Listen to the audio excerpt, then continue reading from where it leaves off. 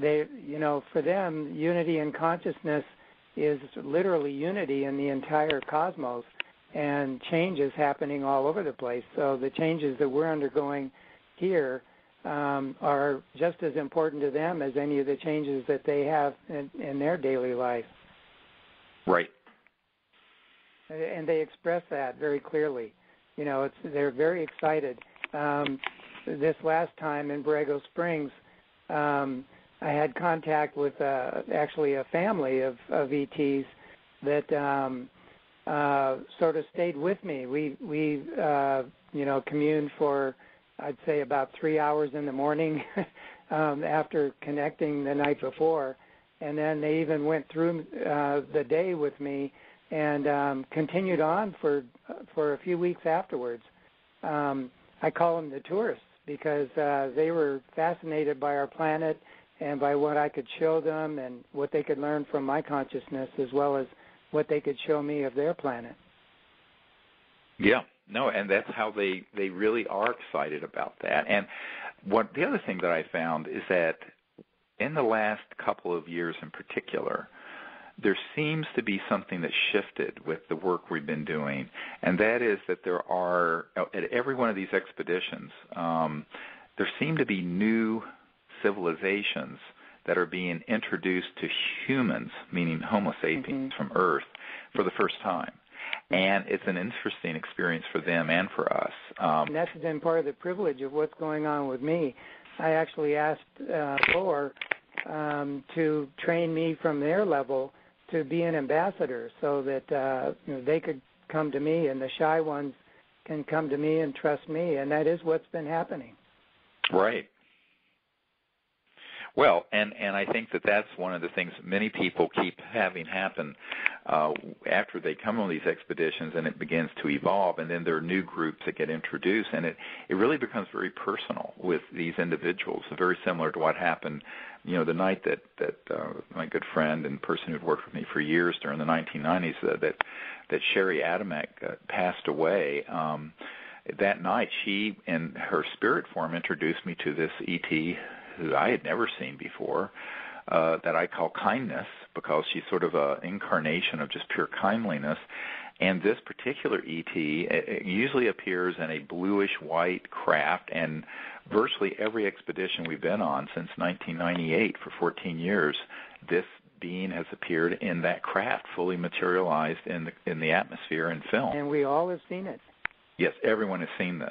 And it becomes a very personal, longitudinal experience. And I think that's part of the dynamic. And as Rupert Sheldrake talked about, this morphogenic field is being created where, because enough people now, thousands of people are doing this in hundreds of locations all over the world, dozens of countries all over the world, that it's creating a shift in consciousness that's potentiating this future of integration between Earth and these other civilizations, and that more and more civilizations are being introduced to humans at this time in our history, even though the entire planet obviously isn't quite ready for prime time. We have a lot of wars and dysfunction and injustices and criminality and murderous behavior going on, and yet there's always got to be the leading edge pioneering group, and that's kind of what people who feel moved to do this end up being called to do. And in terms of the transformation that I personally experienced, and I think others have too, there's nothing special about what's happening with me. It has had a profound effect. I mean, the meditation is validated for me in ways that I've never had before in 40 years of meditation experience. Now I know exactly what I'm experiencing all the time, and it's fed back to me very directly. But more than that, I noticed a change in my orientation towards life. When, things go wrong, I don't know, the power goes out or the phones go out or the internet goes out or, in practice things aren't going the way they should be. It used to be that I would get, appropriately upset about these things. And now I find that there's a lot more serenity because I'm seeing things from a much broader perspective, and in the infinity of the whole thing.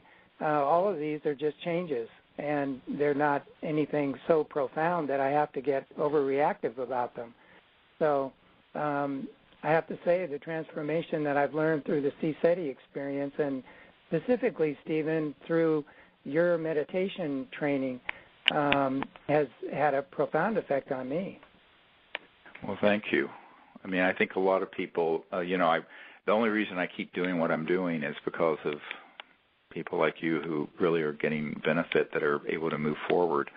My aspiration has always been that I can share what I know to the point that I'm irrelevant. so I could depart the thing. Well, you haven't achieved that yet. Yeah, I think I have actually. But by the way, those people who are we've been asking, people have asked, there are no more of these expeditions this year. There will be one in early February of 2013 on this island that we go to in the Gulf of Mexico. It's called Marco Island, Florida. And it'll be a week-long expedition, and you can find out about that at etcontactnow.com. That's etcontactnow.com. And I think there's still a few positions open for that for in February. And then there's also a schedule where we are planning to do, of course, our week-long event in Crestone and also up at Mount Shasta in the summer and in the desert Southwest. And we're also going to be going to England to the crop circles, and we're going to spend a whole week. It's a little different because there's less didactic and training. This is for people who really get that already, because during the day we're actually going to new crop circles, and we do sort of teaching periods and meditations in the crop circles during the day, and then we have this fantastic 1,800-acre farm that's near Alton Barnes, where the landing of the ET craft in '92 happened with CSETI, but also where many of the most incredible crop circles have appeared over the last 20 or 30 years. And that will be in July in England. So all that information for the people who want to come is at etcontactnow.com. And what we're planning to do is also, it's looking like the film Sirius will have enough of it completed that we're hoping that we will be at well, first of all, I'm going to be at Sundance, just doing a small sort of a trailer clip of the film, and then we're planning to also be at South by Southwest, and around that time in March, have perhaps a 3-day expedition out in the hill country of Texas, which should be a lot of fun. So we haven't planned the dates of that yet, but just stay tuned. And if you want to get on our mailing list, you can go to the website and sign up for our information and newsletters and everything for free. You can do that at any of the sites, disclosureproject.org or ET Contact Now. And what we'll do is let you know when we get those dates hammered down. This is all it's very dynamic because the production company is still working on the film, and we still have some production elements to do with the genetic work on this little ET body that you have heard about that we've worked on. You can see the updates for that, by the way, at Sirius.neverendinglight.com. And we have a professor of genetics who's one of the most renowned geneticists in the world, setting up and running the genetic test. And we've also had other experts look at this small ET specimen, which we think is a 1 to 2 year old baby, that has looked at it and has concluded that it, number one, is not an aborted fetus, and number two, does not conform to any known skeletal genetic defect or malformation. And by the way, the person who did the examination of the X-rays and CT scan for this is the leading expert in the world on skeletal anomalies and defects in children and fetuses. So we're having some really top-drawer people examine this, but some of this material we're hoping to get into this film series, and so, of course, we're racing our deadlines to do that. But anyway, all things are moving forward very, very quickly now, and we're getting into the sort of final stretch in the next month or so.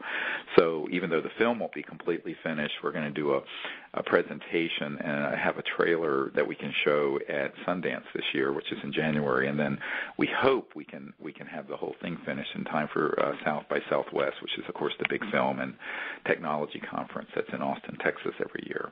Interestingly about that, there's a group called the Foo Fighters, and Dave Grohl will be the keynote speaker at South by Southwest, and of course he's quite interested in UFOs, and in fact the word Foo Fighter is from World War II, and it was used by the military. It came from the word foe, fire, and firefighters, that were these UFOs that were flying all around our aircraft during the war with Germany.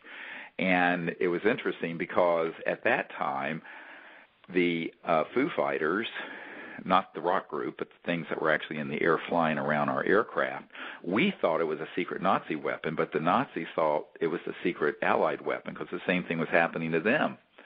And a good friend of mine, who I think, Bill, since you're a doctor, you'll enjoy this, who is a hematologist, pathologist in Denver, John Altshuler. Dr. Altshuler was the nephew of General Jimmy Doolittle, and General Doolittle was a very famous general in World War II. And FDR, Roosevelt, sent General Doolittle over to Europe to look into what in the hell these Foo Fighters were.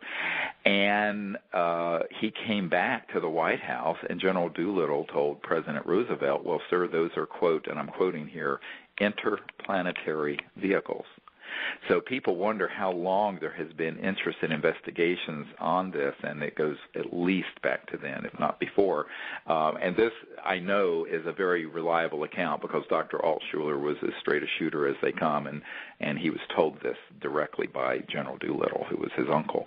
So I think that, you know, when you it's sort of an interesting confluence that we're going to be wrapping up this film in time for it to be at South by Southwest.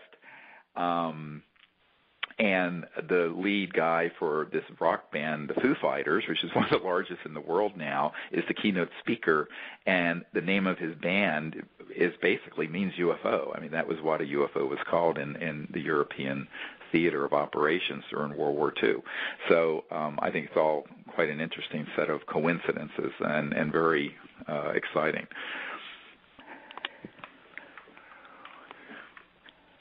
There's a lot going on these days. Oh, indeed. Yeah, indeed. You know, I asked my ET team, if you want to call them that, about the upcoming 21st of December thing, and their take, I mean, because I have friends who talk about this, and they've got all these doomsday scenarios in their head, and, you know, even if it's on a subtle plane, it's going to be such a radical change that nothing will ever be the same again and all this kind of thing. And my ETs seem to say, no, that's not their orientation at all. It's extreme excitement all over that there will be change, but it's an exciting change, and it's something that they're very much looking forward to, and that's part of what this whole connection with us is all about. Well, that's right, and I think that what they understand very well is that we're at this pivotal point in our civilization that everything from the Mayan calendar to the Hopi prophecy to teachings from peoples from all over the world has sort of foreseen, and that is a time when we're going to come together as a global civilization and make a very large change in how we live on the planet. And I think that 20 to 100 years from now will be more different from today than today is from 10,000 years ago in the era of cavemen. And I think that this is it's very exciting, and the rate of development, conscious evolution, as well as material evolution is going to take a big jump forward. And this interstellar cosmic perspective is a key part of it, as are these technologies, because I was doing an interview, or I had a conference call recently with a man who's hosting a big